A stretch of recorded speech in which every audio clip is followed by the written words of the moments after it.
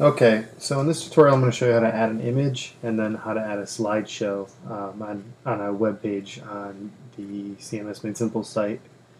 So the first thing to do is how to add an image to a page. So I'm actually going to click under Content and go to Pages, and I created a sample page just to add an image on. And that'll come up under New Page. So I'm going to make that active real quick so it'll actually show up. And then I'm going to click on the new page, and I'll show you how to just add a single image. So I copied some text from a Wikipedia article on cows, and I'm just going to show you how to add a couple images. So to add an image, you use this little icon here. It says Insert Edit Image as a tooltip. So you want to click on that, and if you have if the image is coming from the web somewhere, you can actually throw it right in there. For instance, I'll go to that article I was talking about, and I'll click on one of the images, click on it again to get to its root URL. So I could take this URL address, I could copy it, and I could paste it here. And when I hit enter, it actually inserts the image in.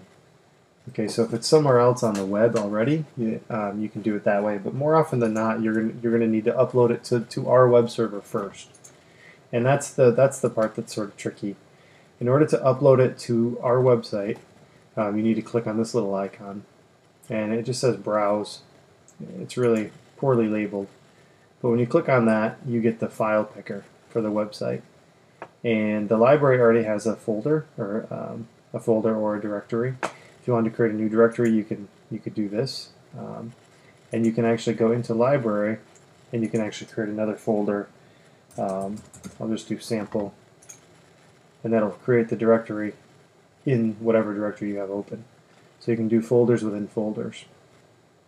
I'm going to go to. I'm actually going to just delete that because we don't need that. So to upload the photo, we want to click Browse again. And I'm just going to grab a photo from my desktop. Let's see. Oh, I don't even know if I have any photos. Well, here's one from the website. So I'll grab this photo, and I would click Upload. Now, one thing to note, and this is very, very, very important, with today's digital cameras, they take pictures in very high resolution, which means that the photos are pretty high. They have a pretty large file size. And when you have a website with 2, 3, 4, 5, 6, large files, large images, they take longer to load.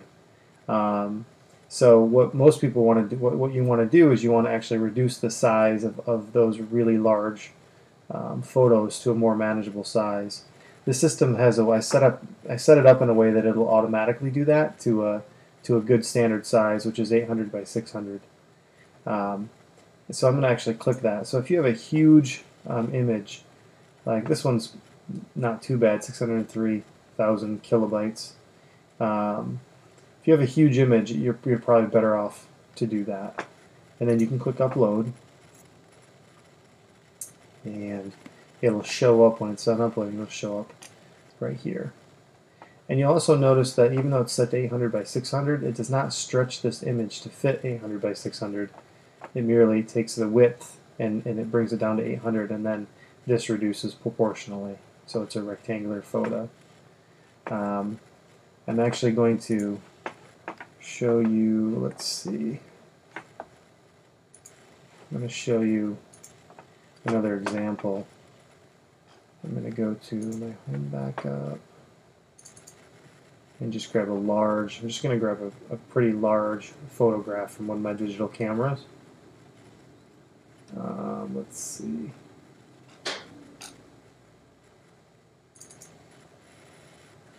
So I'll upload that one to my nephew Braden. Okay, and you'll see it's 1,985,000.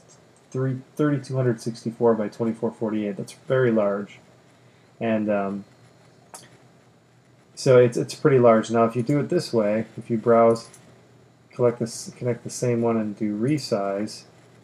I'm not sure if it'll let me do the same photo. I might give it a surname. So that's uploading right now. And if you do that, you'll see that it reduces the size of the file pretty dramatically, and yet the file will pretty much render the same way on the website. It'll be just as clear. So let's take a look at this. Okay, so it uploaded over it. You remember the other one was 1,600,000 something, and this new one is only 65,000. Significantly smaller, which means it will load much, much faster. So I'm going to go ahead and choose that one. So now once it's uploaded into your file picker, you can just click on it and it will place it in your photo. And you can see this is still a very large, very high resolution photo, even after it's been reduced, even after the file's been reduced. Okay, from here you can go to Appearance and you can adjust the size even more. So I'm just going to go to 200.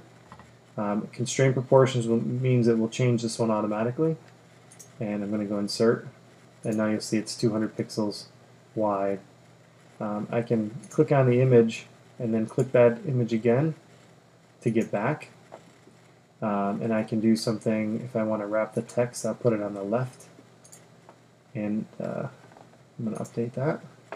Now you see the text is, it's wrapped around to the left, or that the photo is to the left of the text, and it's wrapped. You will notice, however, though, that the text is buttoned right up to the photo. If you want to get rid of that, you can again click on the photo, click on the icon, and you want to give it 10 or 20 pixels of horizontal space. And then you'll see that that moves over. You can give it vertical space too if you'd like. So let's say we want to do another photo. On the right side, we're going to click here, click your image, click your file browser, and we're going to go back to the library. And I'm going to click another image. I'm going to choose this one here. Go to Appearance, and I'm going to make this one 300 pixels wide. I'm going to align this one to the right with 20 pixels of horizontal space. So this is to the left, this is to the right. And you can just keep adding as many photos as you'd like in that manner. So I'm going to go ahead and click Submit. And then we'll refresh this page. And when we scroll over home, we'll see the new page, which I'm going to get rid of after this tutorial. But you'll now see that the photo here is floated on the left. It's got 20 pixels on the left here, 20 pixels here on the right, and you can adjust that size. Now, if I view the image, you'll see it's 800. This is 800 by 600, so it's a pretty large image. So I'm going to go back. So that was your first question, how to add images, and it's the same way for a news article too. You do the exact same process. In terms of adding a slideshow, I've actually got instructions already for that. If you click on the little home icon or just on CMS, you'll see the Site Owner's Manual. So right here. And under the Site Owner's Manual, I've got a bunch of videos, how to log on, how to add a new page and adjust the menu, how to add a news article, and this is how to add a photo gallery. But I'll just quickly show you right now. So in order to add a photo gallery or a slideshow, you want to go again under Content, and you're going to use the Gallery module. So you're going to click on Gallery. The first thing you need to do is actually create a gallery. So you can create a gallery right here, or you can do something like Images 2012, 2013, which is a good idea because each year you can have a new directory. So we're going to go there, and then we're going to add a sub-gallery. So let's say library, and then the gallery title, actually the directory name should be no caps. Gallery title will be library. You can give comments if you'd like. You can just use the default template.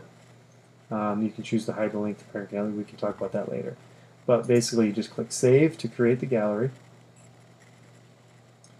And then once the gallery is created, you can add images. So we go ahead and click Add Images.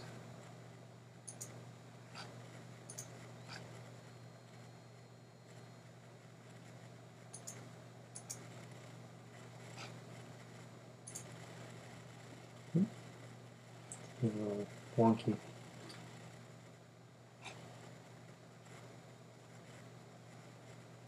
Oh, there we go. Being a little weird. So we're going to add images. So I'm just going to add these 3 images and this screenshot. So again, you can hold down Command on a Mac and choose as many as you want. Or just click and drag over the photos you want, or on a PC, Control, and click as many as you want, and you can upload as many as you want. So once they all load, they'll process, and then they'll show up in your gallery. So you've got the gallery of photos. Now you want to add that to a page.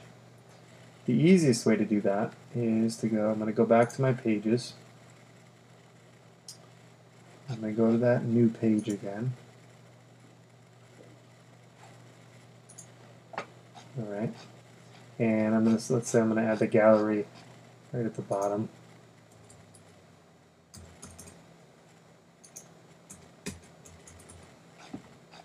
Okay, right at the bottom of the post. So there's a little, let's see.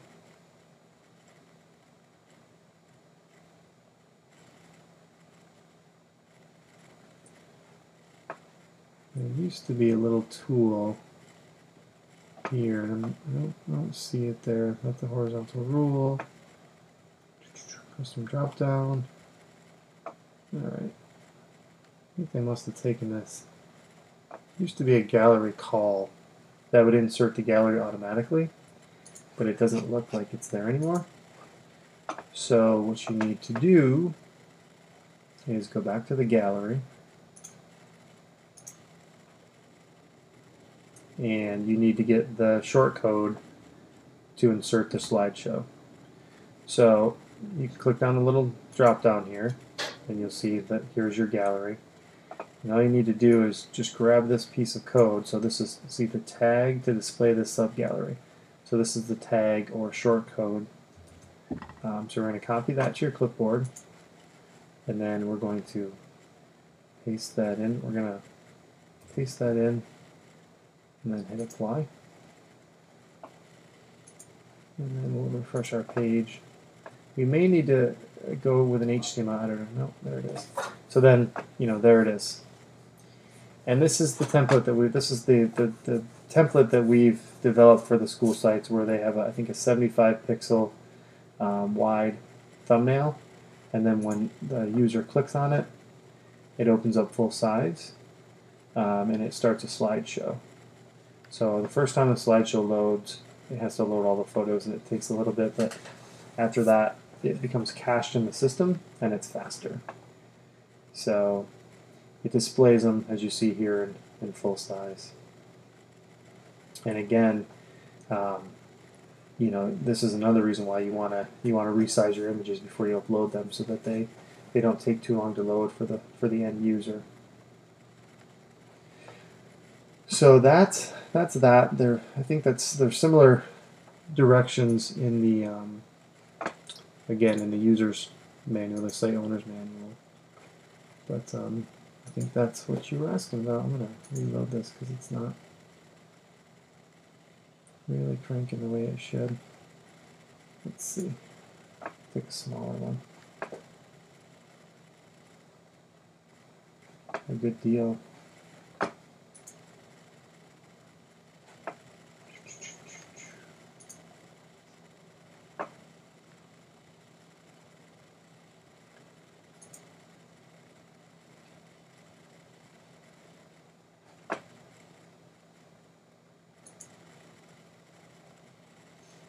Just want to make sure this is working right.